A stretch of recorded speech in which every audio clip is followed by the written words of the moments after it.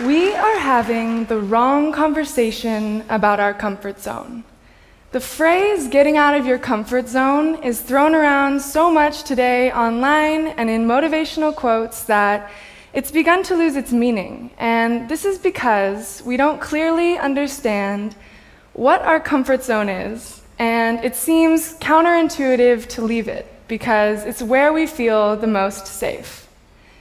It also sounds like we're sugarcoating something that we don't want to talk about, which is fear. Let me tell you a bit more about my story and how fear has played a role in it. I come from a family of travelers. My mom started a travel agency when she was younger than I am now, and growing up, they never left me behind when they went on their adventures. I graduated early and got a degree from community college by the time I turned 18, and at that time, I had traveled to around 70 countries. This was the point in my life where people began to ask me the most intimidating question that you can ask a young person. What are you going to do next? In an attempt to answer that question, I began by asking myself what I was most passionate about, which has always been traveling. I had over 6 years to break the world record for the youngest person to travel to every country. And this was the perfect opportunity that I was looking for to get out of the books and into the real world. Somewhere along this journey, I discovered that there was more than one element of my comfort zone that I was going to have to get out of to get to where I wanted to go. I now believe that there is a correlation between our comfort zone and our mind, body, and soul. If you know that you have fears in general, knowing exactly where those fears are stemming from is the first step towards overcoming them. I personally have a few very distinct fears. I am afraid of heights, which stems from my physical comfort zone. I had a fear of being alone, which was completely controlled by my mind. And I also am terrified of regret, which comes straight from my soul. The reason why so many people are unsuccessful at getting out of their comfort zone is because our comfort zone is not just one thing, it's 3. Getting out of the comfort zone that I had created around myself mentally would prove to be an even greater challenge and would require me to develop an entirely different aspect of my character. We are creatures of habit. We are most comfortable with things we can easily understand and predict. We fill our lives with routines. We wake up, go to class or work, eat our meals, maybe work out, and go to sleep at basically the same times every day.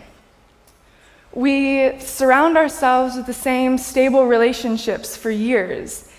We try so hard to live up to other people's expectations of us that sometimes we let our passions take the back seat because ultimately we don't want to become isolated from our society. After I traveled to the first 100 or so countries, the destinations became more and more obscure, and I stopped being able to talk my friends and family into coming with me. If you've never traveled for an extended period of time by yourself before, it might be hard to imagine what it's like to spend days in transit on airplanes and airports just to end up in an empty hotel room by yourself at the end of the night. From the 7.5 months I spent traveling alone to 50 or so countries, I learned how to be alone without being lonely. And this did wonders for my self-confidence, but it also completely changed the way that I think about the people in my life. Now I have an appreciation for the time that I get to spend with the people that I care about the most in a way that I used to take for granted before I knew what it was truly like to be alone. I also discovered that we have so much more in common with people around the world than you may think, because ultimately, we all want the same things. which is why, at the root of our spiritual comfort zone, the layer closest to our souls, we are all looking for fulfillment. We are afraid to leave the safety of our routine to pursue something greater because of our fear of failure. I set myself up for a goal with a very realistic potential for failure, not because my family wanted me to, or because it was easy, but because I knew that I would regret it for the rest of my life if I didn't try. And now, I make the majority of the decisions in my life based on the answer to a very simple question. Will I regret not doing this? If the answer is yes, I know that I have a moral obligation to myself and the people around me to do it. Being in a state of comfort itself is freedom from pain, but when we subject ourselves to genuine discomfort and plunge into the unknown, that's when we learn to transcend the layers of our comfort zone, manage our fears, and become empowered by them. Ask yourselves, how uncomfortable are you willing to become in order to reach your fullest potential?